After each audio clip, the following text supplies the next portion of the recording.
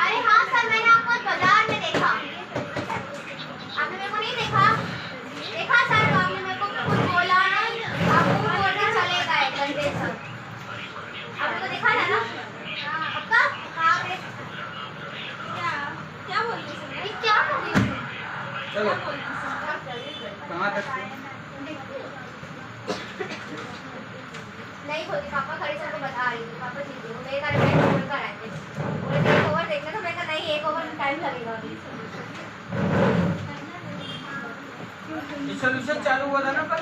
अरे मैं बताऊं, क्वेश्चन शाम को इसके न्यूमेरिकल टिक नहीं किए थे ना मन ने? चलिए न्यूमेरिकल टिक करो पहले। न्यूमेरिकल टिक तो कर ही लो ना, अंदाजा लग जाएगा कितना आया आज। 2023 में कोई न्यूमेरिकल नहीं आया इससे, 22 में कोई न्यूमेरिकल नहीं आया, 2020 में कोई न्यूमेरिकल नहीं आया।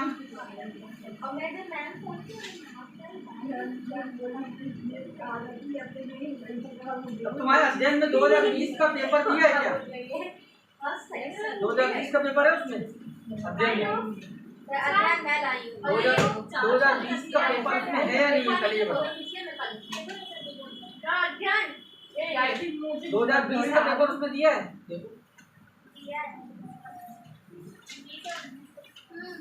ये उसमें देखो क्वेश्चन नंबर 12 रिसोल्यूशन का क्वेश्चन दिया होगा,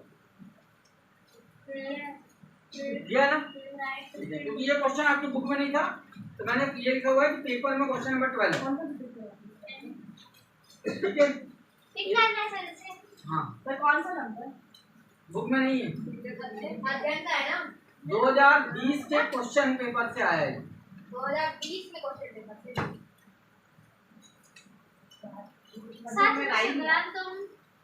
बुक का क्वेश्चन नंबर 7, वो क्वेश्चन है जो आए वो क्वेश्चन नंबर 7 ओल्ड बुक में 2 नंबर क्वेश्चन था, पुरानी बुक किसके पास है? Don't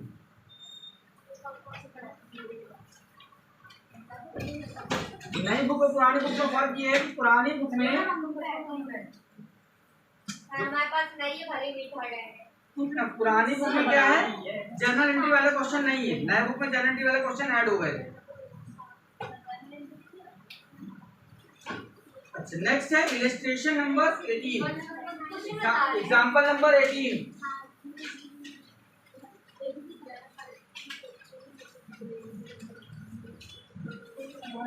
example number 18।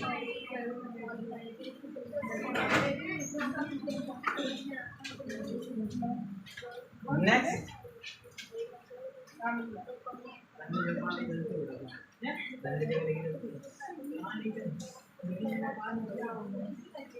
एग्जांपल 18 कर लिया।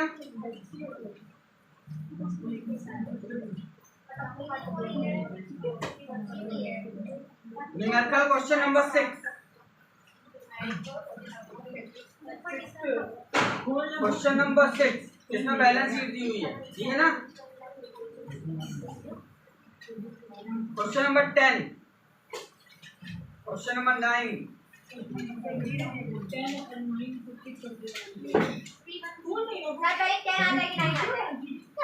यहाँ पहले 10 आया था।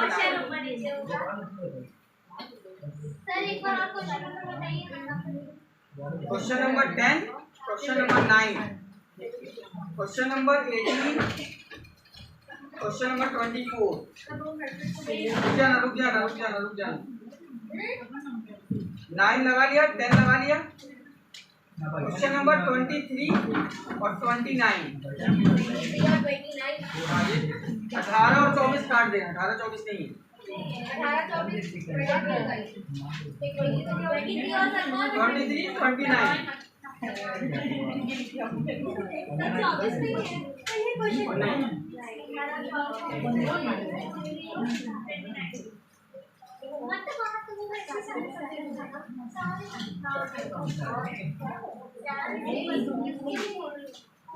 नहीं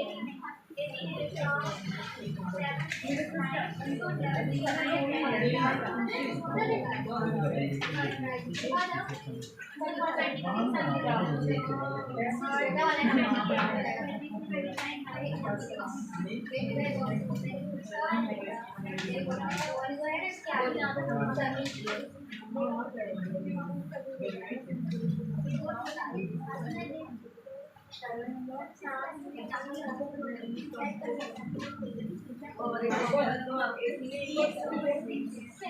ये क्वेश्चन मतलब वहाँ तो वो कितना मैटर आया इसी सेक्टर का ना सर क्वेश्चन बुक का नहीं है ये क्या लिखा है पेपर 2020 से क्वेश्चन नंबर 12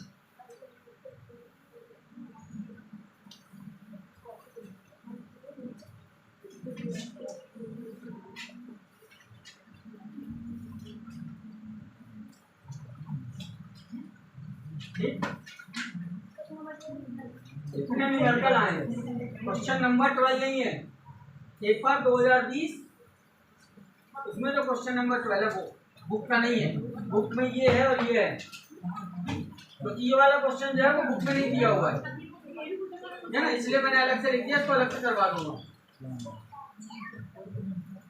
ये तो अभी बात न्यूमेरिकल पार्ट ये अपन बात करेंगे मंडे को आज अभी जो इसका थोड़ा बहुत थ्योरी पार्ट बचा है उसको कंप्लीट करें ताकि आप थ्योरी रिवाइज करके लिख के प्रैक्टिस कर लो बार बार बोल रहा हूँ जो भी थ्योरी पढ़ा रहे हैं उसको घर में लिख के प्रैक्टिस कर लीजिए इसकी ख्याल में छूटना नहीं चाहिए तो वही क्वेश्चन रिपीट होते हैं क्योंकि जो मैंने आपको भेजा है आपने देखा होगा उसमें जो क्वेश्चन लिखा है उसके बगल में मैंने ईयर भी लिखा है कितनी बार आया है गिने चुने 4 क्वेश्चन है आज चैप्टर में उन्हीं में तो कोई ना कोई क्वेश्चन तो फंस जाना है कल अपन ने बात की थी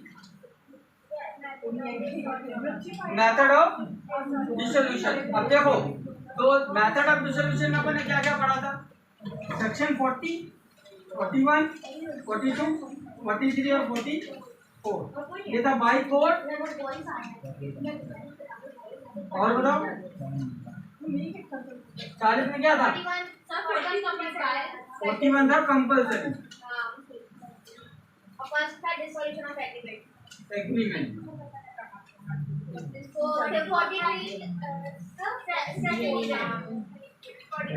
और उसका कुछ पार्टनर्स करके था वाला कुछ पार्टनर्स नोटिस था सर आपको कौन लिखाया था सर ग्रुप में तो 44 है ये है इसके बाद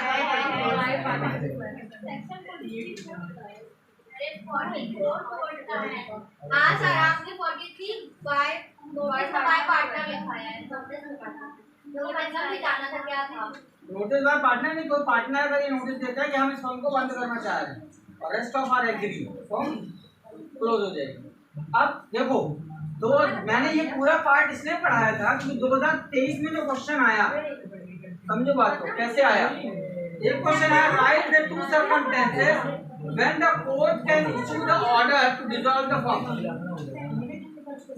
दो सर्कमस्टेंसेस बताइए जब कोर्ट ये ऑर्डर दे सकता है बिजनेस क्लोज कर दो बातें नहीं दो सर्कमस्टेंसेस बताओ जब कोर्ट ऑर्डर देगा कि फर्म बंद कर दी जाए ये कौन सा केस में आया सॉल्यूशन बाय कोर्ट अब इसमें आपने पढ़े थे 6 सर्कमस्टेंसेस थे अलग अलग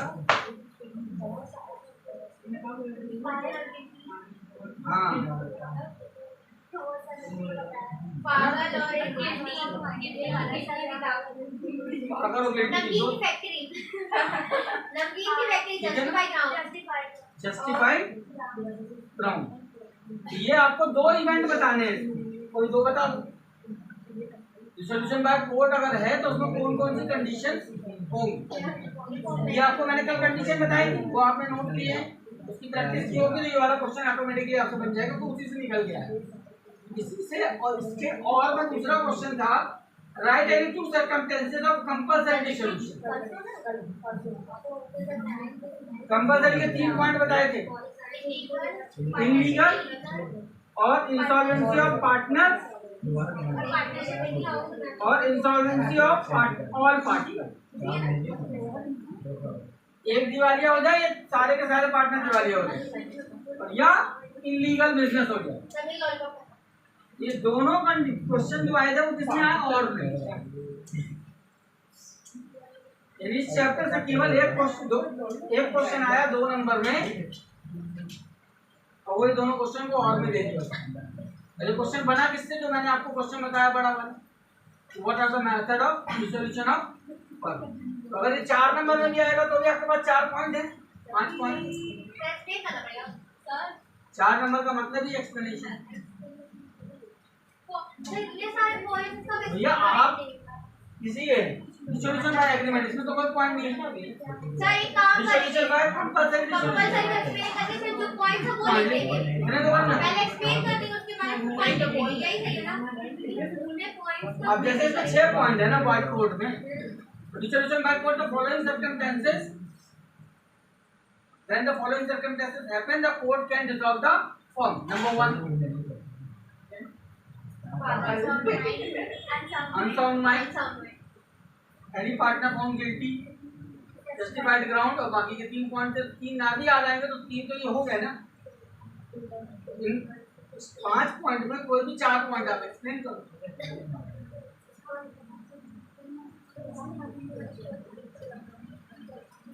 ये क्वेश्चन है 2022 में आया, what do mean by dissolution of partnership. ध्यान से समझना, अभी अपन ने जो भी बात की डिसोल्यूशन ऑफ फर्म की बात, और डिसोल्यूशन ऑफ फर्म और डिसोल्यूशन ऑफ पार्टनरशिप में बहुत बड़ा अंतर है, ध्यान से समझो। डिसोल्यूशन ऑफ फर्म और डिसोल्यूशन ऑफ पार्टनरशिप, दोनों में अंतर है। डिसोल्यूशन ऑफ फर्म का मतलब क्या होता है कि दुकान बंद, ताला लग गया।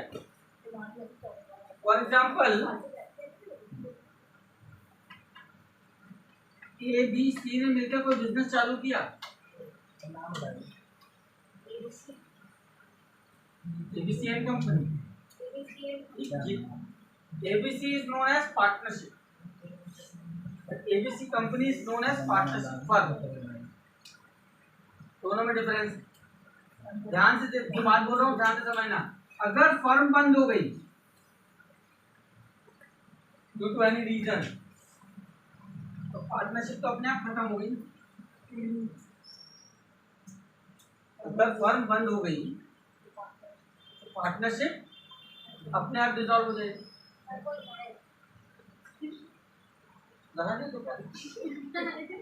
तुम्हारा घर ना जाएगा खाना खाने, चलो ध्यान दो इधर। लेकिन अगर मान लो सी बिजनेस छोड़ के चला जाए तो पार्टनरशिप खत्म हुई ना, फर्म बंद नहीं हो, कोई नया पार्टनर आ जाएगा, या जो छोड़ के नहीं जा रहा है एक नया पार्टनर आ गया तो पुरानी पार्टनरशिप एबीसी वाली खत्म हो जाएगी, नई पार्टनरशिप एग्रीमेंट बनेगा एबीसीडी के बीच में। पार्टनरशिप खत्म हुई, नया पार्टनरशिप बना, but firm as it is चलती जाएगी। यानी ध्यान से समझने वाली बात ये कि डिसोल्यूशन ऑफ पार्टनरशिप फर्म का मतलब क्या है, व्हेन द पार्टनर्स और the court decide to dissolve the firm, ये डिसॉल्व द बिजनेस, डिसॉल्व करने का मतलब होता है खत्म करना, ठीक है ना। अगर ये पार्टनर डिसाइड करते हैं कि फर्म को हम we will not continue the business, is known as dissolution of firm. Dissolution of partnership का मतलब क्या है, when the partner decide discontinue the partnership, discontinue the partnership is known as dissolution of partnership। जब partner decide क्या करे, discontinue of business is known as dissolution of firm. Sentence पकड़ो, मैं एक ही सेंटेंस यूज कर रहा हूं। When partner decide discontinue the business is known as dissolution of firm. When partner decide to discontinue the partnership is known as dissolution of partnership. दोनों के लिए सेम डेफिनेशन बना दी। Who will decide, partner. भैया दुकान नहीं चलाना चाहिए तो फर्म खत्म। व्हेन दे डिसाइड कि यार हम साथ में काम नहीं करना चाहिए तो पार्टनरशिप खत्म होगी। ठीक, दोनों की डेफिनेशन क्लियर है। क्वेश्चन जो आया था वो क्या आया है, what do mean by dissolution of partnership. तो उसकी डेफिनेशन में आप क्या लिखोगे, 2 नंबर में आया था, when partners do not want to continue their partnership this is known as dissolution of partnership. For example, ABC are the partner and they do not want to continue the partnership, so they have right to dissolve the partnership. उनके पास अधिकार है कि वो partnership खत्म कर दें। अब partnership खत्म करने का मतलब क्या है, बिजनेस खत्म करे जरूरी नहीं है। भाई मान लो 3-4 पार्टनर हैं, उनको इसका साथ नहीं पसंद आ रहा तो उन्होंने पार्टनरशिप डिसकंटिन्यू कर दी, उसको हटा दिया, अब नई पार्टनरशिप बना ली और बिजनेस चल रहा है, यानी उसको रिटायर कर दिया। नई पार्टनरशिप एग्रीमेंट बनेगा, नया रेशियो बनेगा, नए रूल्स नए मेथड बनेंगे और वो बिजनेस कंटिन्यू चलेगा। डन। अब इसमें डिफरेंस आता है, क्वेश्चन आता है, what is the difference between dissolution of partnership and dissolution of firm. Dissolution of partnership और डिसोल्यूशन ऑफ फर्म में क्या अंतर है, तो पहला डेफिनेशन तो मीनिंग बन जाएगा।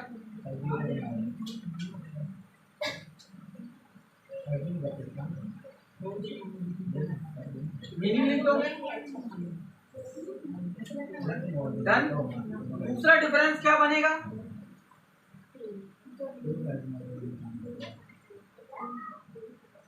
नेचर। ये होता है वॉलेंट्री और ये होता है वॉलेंट्री और कंपल्सरी। वॉलेंट्री का मतलब पार्टनरों की इच्छा हो तो पार्टनरशिप खत्म होगी, केवल इच्छा पे ही डिपेंड करेगी। लेकिन फर्म का बंद होना उनकी इच्छा भी हो सकती है और कोर्ट चाहे तो ठीक है ना, तो वो कोर्ट चाहे तो अपने से भी खत्म कर सकते। वॉलेंट्री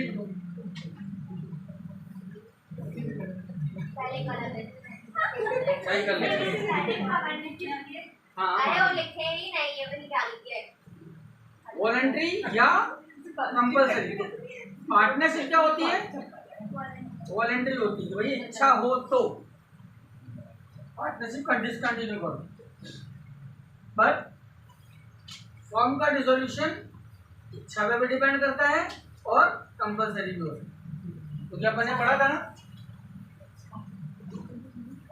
अगर ये घटना घट जाएगी तो हर आज बिजनेस क्लोज हो जाएगा। लेकिन मान लो कंपल्सरी है कि बिजनेस बंद हुआ, पर जरूरी नहीं कि वो लोग पार्टनरशिप बंद कर देंगे, ये भी कोई और बिजनेस चालू कर देंगे, वही तीनों मिलकर। Partnership is continue but firm is close. ठीक है ना। Next is business.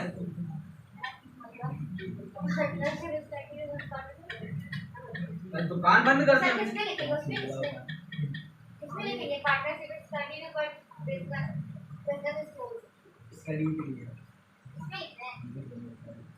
यहाँ पर क्या है, partnership is voluntary to dissolve. Partnership इच्छा होती है कि भाई बंद करना है तो बंद करो या नहीं करो, but dissolution of firm is voluntary as well as compulsory, दोनों। अब बिजनेस का मतलब ध्यान से समझना, अगर पार्टनरशिप खत्म हुई तो बिजनेस बचेगा कि चलता रहेगा, वो वाला बिजनेस खत्म हो जाएगा, दूसरा वो वाला वेट अब पिछले पॉइंट को तो मिक्स मत करो। अभी आप क्या बताया, ये दोनों ने इसको हटाया तो पार्टनरशिप तो खत्म हुई, बिजनेस बचेगा कि चलता रहेगा, बिजनेस चलेगी। पार्टनरशिप तो खत्म हुई, नई पार्टनरशिप बनी और बिजनेस इज कंटिन्यू। यहाँ क्या आएगा? Business continue. लेकिन अगर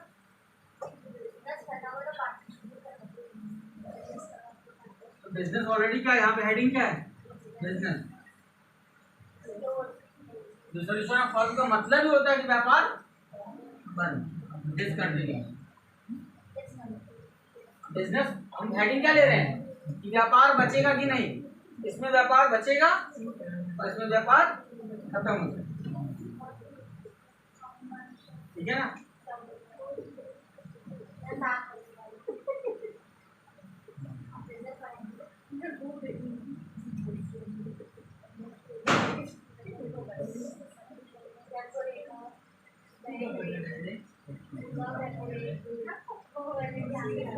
ध्यान देना, इकोनॉमिक रिलेशन या हमने बोला प्रॉफिट एंड लॉस रेशियो।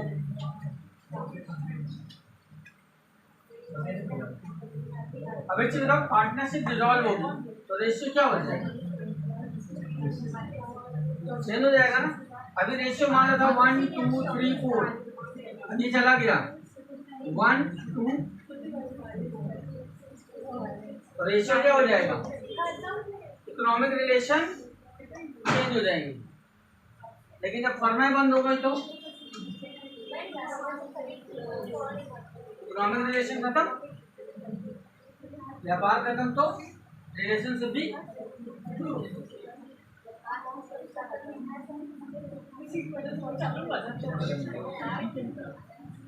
इसमें कौन सा अकाउंट बनता है? पार्टनरशिप जब खत्म होती है तो एडमिशन होता है और रिटायरमेंट होता है। तो यहाँ बनता है रीवैल्यूएशन और यहाँ रियलाइजेशन। एक और ध्यान देना, बैलेंस शीट यहाँ हम बनाते हैं और यहाँ बैलेंस शीट हम नहीं बनाते।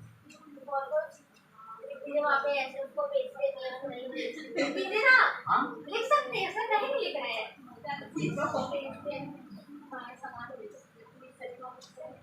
हाँ,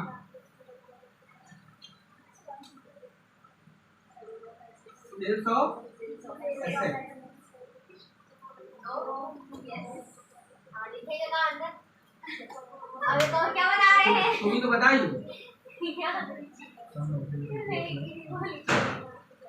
पेड ऑफ लाइबिलिटी अलग अलग बना, ठीक है, वो टाइप का को क्या लिखेंगे? If the partnership is dissolved, we cannot sell out the asset. But if partnership, if firm is dissolved, we sell out all the assets. If partnership dissolved, we cannot pay out the all liability. But जब firm dissolve होगी तो हम सारे partner का पैसा पे करेंगे। अब इसके तो ये दिमाग लगाने का फायदा मालूम क्या हो गया? चार छोटे डिफरेंस लिखने पड़ते हैं। तो अगर ये वाले ना भी याद हो रहे हो, ये तो करते ही थे ना तुम लोग। कौन सा अकाउंट बनाते हैं? डिवैल्यूएशन, रियलाइजेशन, बैलेंस शीट बनाते हैं, उसमें नहीं बनाते। एसेट बेचते हैं, उसमें नहीं बेचते, उसमें बेचते हैं। लायबिलिटी से पे करते हैं, नहीं करते वहाँ करते हैं। और एक तुम्ही नहीं, तो आपके 5 पॉइंट क्या हो गए? यानी आपके लिए जरूरी नहीं है कि आपको ये 3 पॉइंट आप याद करो। याद हो जाए तो बेस्ट, नहीं तो ये तो याद ही है। रियलाइजेशन। अब देखो इसमें कैपिटल अकाउंट क्यों नहीं लिखा? तो कैपिटल दोनों में बनाते हैं ना, तो डिफरेंस क्या है? डिफरेंस क्यों लिखना होगा? जो चीज बनने के वाले दूसरे में ना बने। तो यहाँ रियलाइजेशन और डिवैल्यूएशन में डिफरेंस है, बैलेंस शीट में बनना और ना बनना है, और इसमें एसेट और लायबिलिटी का लिखना और रहना है। तो ये 4 डिफरेंस हो गए, एक मीनिंग हो गई। ये 4 डिफरेंस आसानी से आप लिख सकते हैं। अगर ये 3 ना भी याद हो, भूल जाएं, तो ये आपके 4 काम आते। This is a difference between dissolution of firm और डिसोल्यूशन ऑफ पार्टनरशिप। फोटो खींचो जल्दी।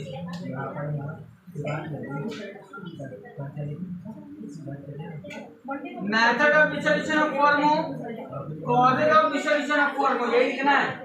क्या method of dissolution of form आए या causes of dissolution of form आए। डिसोल्यूशन के कारण क्या हो सकते हैं? पगला जाए, किसी का दिवाला निकल जाए, कोई गिल्टी हो जाए, या कोर्ट डिसाइड कर दे जस्टिफाइड ऑर्डर को बंद करने के लिए, तो dissolution of form, these are the reason या कॉजेज। ठीक है ना?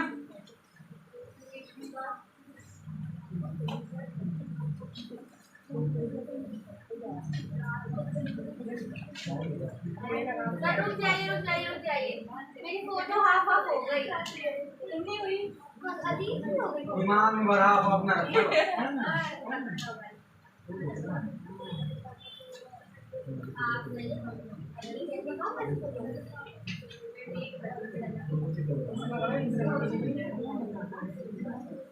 क्योंकि लास्ट ईयर देखो, लास्ट ईयर ये आया है, ठीक है ना, डिफरेंस नहीं आया, तो इस साल डिफरेंस आने की चांसेस ज्यादा है। ठीक है ना? तो दो डिफरेंसेस है इसमें, एक मैंने आपको बता दिया, दूसरा है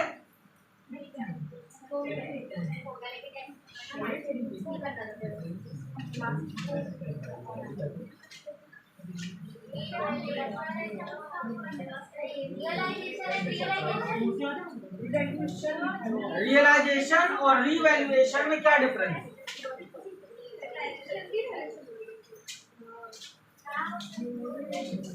रियलाइजेशन अकाउंट और रीवैल्यूएशन अकाउंट में क्या डिफरेंस है? तो पहली चीज तो मीनिंग,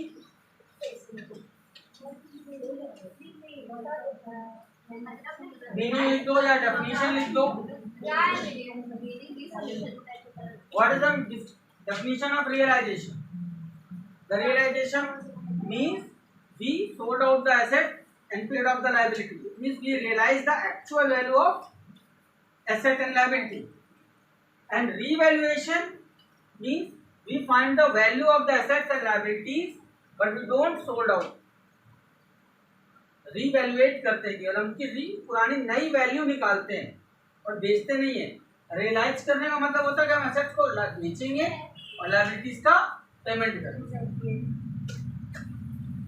करेक्ट? यस या नो? इसमें क्या बोलेंगे?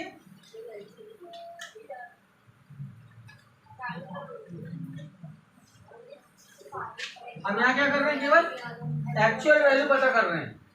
भाई हमारे पास बिल्डिंग है तो आज उसकी रियल में कीमत क्या है, बढ़ रही है तो प्रॉफिट है, घट रही है तो लॉस। यहाँ पर क्या होता है?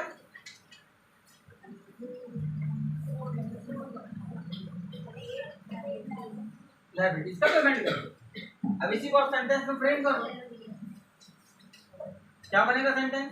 इन realization we sold out all the assets and paid off all the liabilities. Revaluation में we find the actual value of assets and liability and write the difference. It is profit or value बढ़ रही है तो profit, घट रही है तो। अब दूसरा डिफरेंस क्या है? What we write here, क्या लिखते हैं?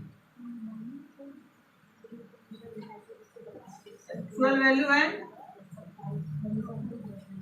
सेल्स वैल्यू, यही लिखते हो ना? एसेट्स की कितने की और बिकी कितने में? एक्चुअल वैल्यू लिख रहे हो और सेल्स वैल्यू लिख रहे हो, इसमें रियलाइजेशन में। यहाँ क्या लिखते हो?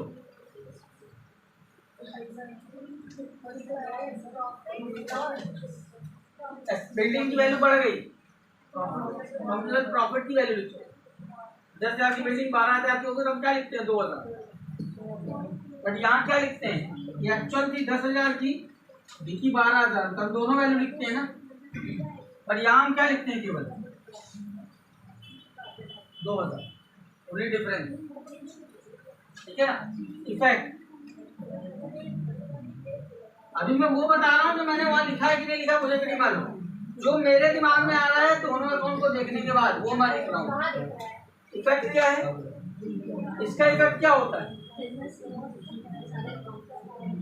बिजनेस क्लोज हो जाता है और ये कंटिन्यू चलता है। व्हेन ये कब करते हैं, ये इसको टाइम बोल दो। डिसोल्यूशन इसको कब करते हैं, एडमिशन एंड रिटायरमेंट एंड ले रहे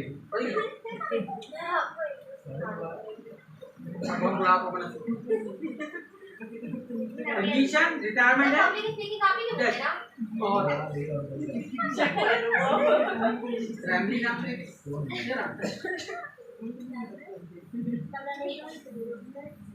ग्रामरली नाम का एक सॉफ्टवेयर आता है, उसको लिखते हैं तो सुधार के सही करता है।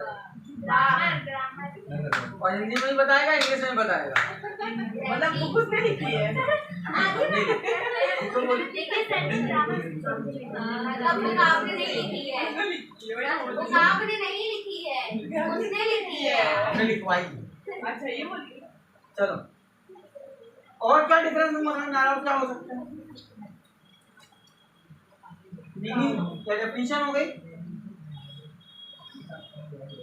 क्या लिखते हैं, या राइटिंग नहीं पढ़ जाता तो रिकॉर्ड लिखिए ना, हम क्या लिखते हैं, इफेक्ट क्या होता है इसका, बिजनेस क्लोज हो जाता है, बिजनेस कंटिन्यू है। कब बनाते हैं, डिसोल्यूशन में, और इसको कब बनाते हैं, एडमिशन एंड रिटायरमेंट। और कोई डिफरेंस जो तुम्हारी बुक में लिखा हो,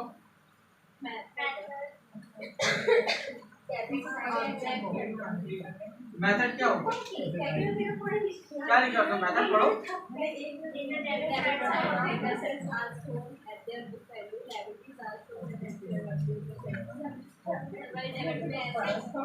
यानी क्या मेथड है, डीआर में आप क्या लिखते हो, एसेट, और सीआर में लायबिलिटी। याद होगा जब आप अकाउंट बना रहे थे यहाँ आप क्या लिखते थे, लायबिलिटी, यहाँ लिख रहे थे एसेट, इसका पेमेंट इधर, इसका पेमेंट इधर।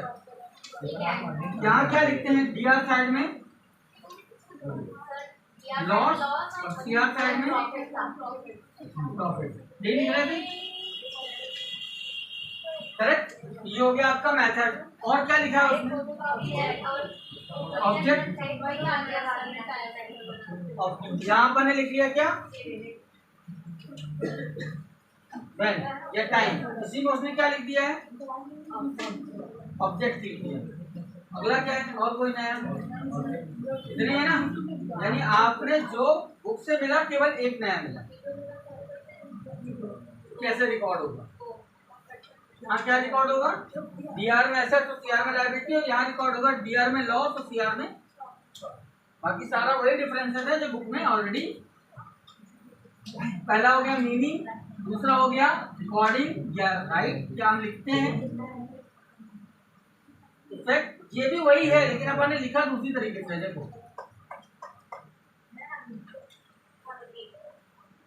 दोनों सेम है, हम यहाँ क्या लिख दिया, actual value and sales value, और यहाँ लिख दिया क्या, डीआर में लॉस, सीआर में प्रॉफिट, करने क्या लिख दिया, प्रॉफिट और लॉस है वही चीज, और लिखने का तरीका अलग अलग हो गया बस, ठीक।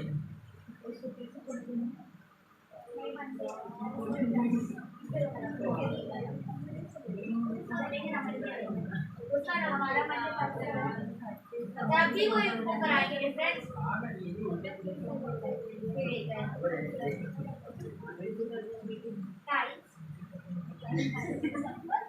किसी बुद्धिमान ने बनाया है, इसमें लिखा है, ऊपर तो हमने टाइम लिखा है, ये टाइम लिखा है, ये टाइम्स लिखा है। हम उठा के डी लिख देंगे क्या टाइम दो एक बार ये भाई एडमिशन 20 बार हो सकता है तो 20 बार रिजर्वेशन बनेगी, रिटायरमेंट 20 बार होगा तो ये भी 20 बार बनेगा, पर डिसोल्यूशन एक बार होगा, उसके बाद तो दुकानें नहीं बची, है ना। This is one time, this is many time, ये कई बार बना सकते सर एक बात पूछो, सर आप पे एक वीनस की दुकान है ना, वीनस नहीं वीनस, वीनस सुनिए ना, वहाँ पे जो बिल्डिंग गिरी है ना, तो क्या और क्या सॉल्यूशन हुआ है, तो क्या हुआ है,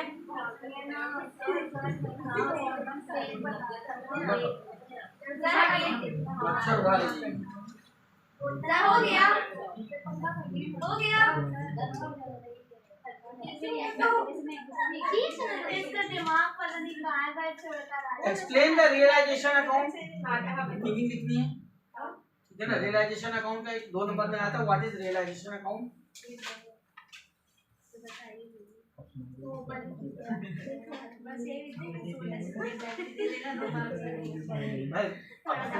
डेफिनेशन बनाओ ना, सेंटेंस फ्रेम करो। सर यही वाली मीनिंग क्या लिखा? Realization means when the all assets are sold out and liabilities are paid off, it is prepared at the end of the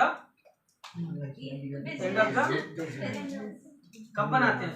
business close at the time of dissolution of firm is known as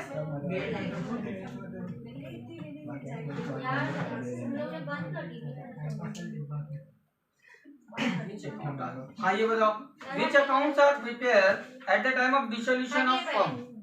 कौन से account बनाए जाते हैं dissolution of firm में? 2 number में आया था marks.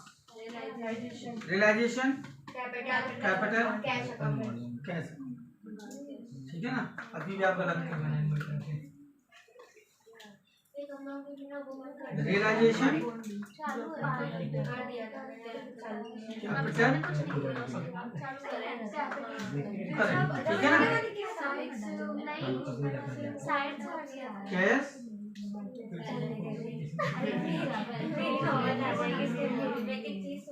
कई बार ये बनता है, कई बार नहीं बनता, पर क्या क्या अकाउंट बन सकते हैं वो 4 realization, capital and current, cash and, इसकी जगह इसके साथ वर्ड आ सकता है कैश एंड बैंक। आपके सिलेबस में नहीं है, आपके सिलेबस में नहीं बनाया है अपन ने, बट लोन अकाउंट सेपरेटली बन सकता है अलग।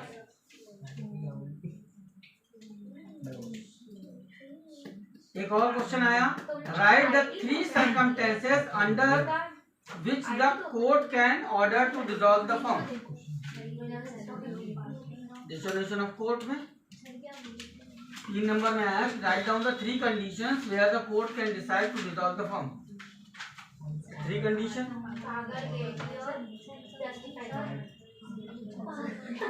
गिल्टी मतलब होता है वो सामने वाले को कोर्ट से सजा हो गई, वो इसके ऊपर केस, किसी पार्टनर को हाँ वही चीज है ना कि सामने वाले का जो दिमागी संतुलन है वो खराब हो गया। वो अब कोई भी लीगल डिसीजन लेने के लिए या बिजनेस के डिसीजन लेने में कैपेबल नहीं है।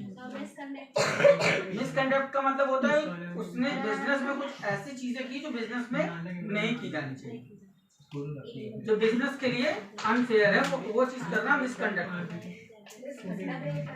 बिजनेस के लिए जो चीजें जरूरी है वो ना छोड़कर उसमें कुछ और काम किया। जैसे फॉर एग्जांपल बिजनेस के जो सीक्रेट्स हैं, कस्टमर्स की लिस्ट कि कहाँ कंपनी माल बेचती है, अब वो आपने उठाकर दूसरे को पकड़ा दिया, अपने कॉम्पिटिटर को, तो that is called misconduct.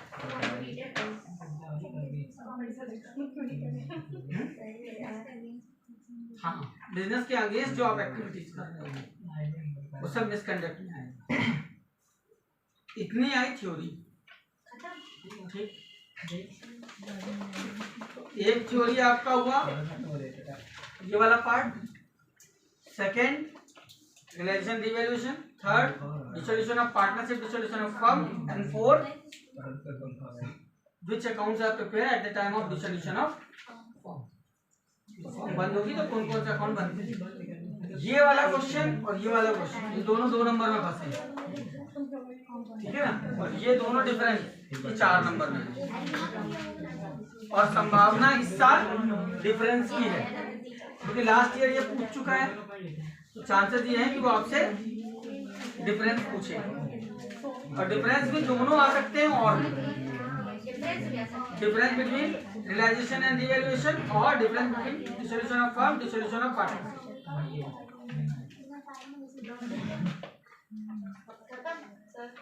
Numerical Monday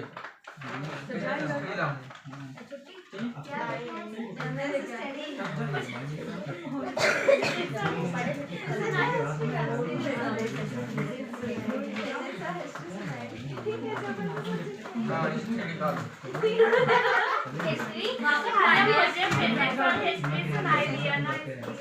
chemistry निकाल फोटो खींच के डाल दो नहीं वॉल अरे बता यस आने का है